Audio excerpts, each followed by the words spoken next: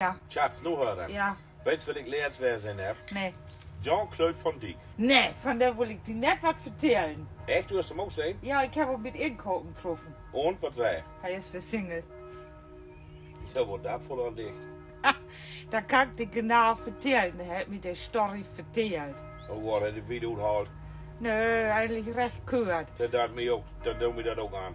Kort. Hij is zondagsmorgens opstaan. Heel op tijd. Ist tot Schlapp gekommen, Rotherzog fein antrocken, Wäscher, Motorradhelm, Motorradklär und da ist er mit Motorrad losgefahren.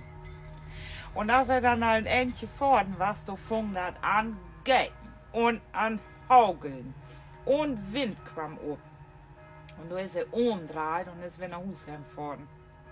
Und da ist er sagt, in Schlapp gegangen, Herzog sagt, aufgetrocken und Herzog für morgen Beet legt.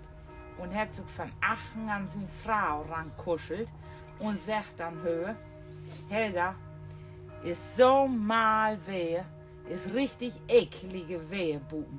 Und du sagt, Helga, halb verschlafen. Ja. Und mein Mann ist so bekloppt und setzt so gut Motorrad und geht am Motorrad fahren, wie sonst geht weh.